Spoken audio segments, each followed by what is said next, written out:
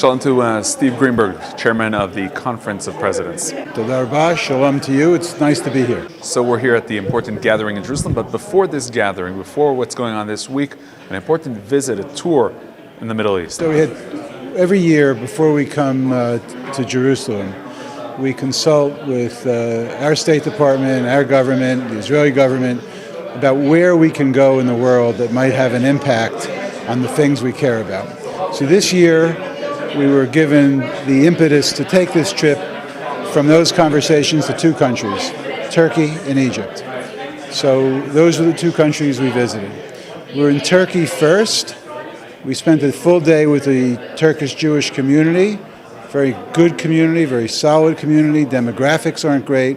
Excellent relationship with the president of the Jewish community and the president of Turkey. That meeting with Erdogan was a good meeting. It was a bridge building meeting. We were very careful not to create any issues which would inure to the detriment of the Turkish community, but it was a very good meeting. It was a positive meeting. He certainly indicated that there was a thaw in the relationship between Turkey and Israel, and he basically said he hoped the thaw would get a little warmer as time went on, so there was some encouragement there. But the meeting that I found to be eye-opening was the Sisi meeting. Meeting with President Sisi, to me, was something I had never envisioned.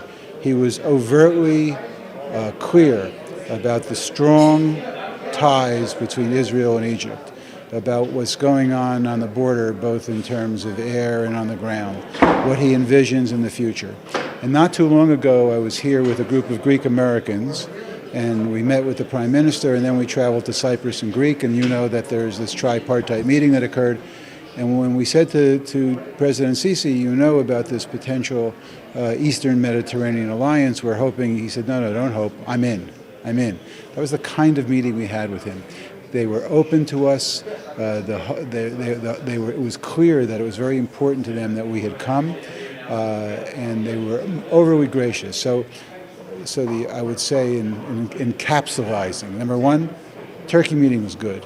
Sisi meeting was excellent. Now, in addition to explaining that it was a very nice and interesting meeting, what are the conclusions? What should be done? What are your messages from this eye-opening meeting, eye-opening visit to Israel, to the United States? Two things. First of all, Egypt deserves the support of the United States, both economically and militarily.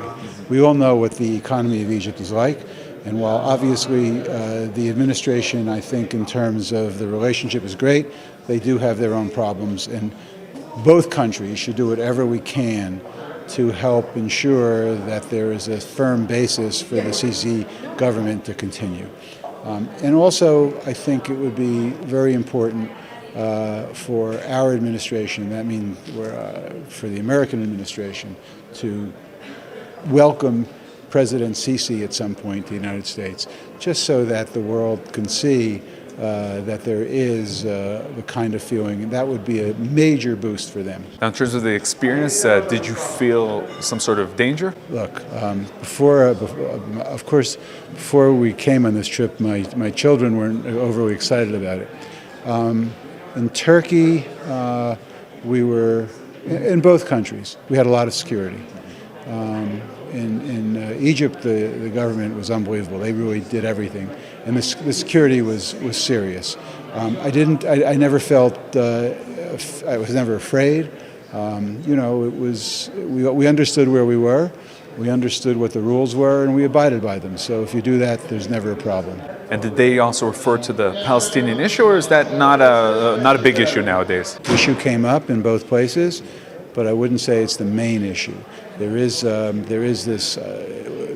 feeling, obviously, that if that issue were resolved, both presidents thought it would be a plus. I think the Sisi was more forceful in saying that there now would be the kind of security guarantees that the Prime Minister would certainly want, that he thought other like-minded Arab states, without naming them, it was pretty clear who they were, would help ensure that.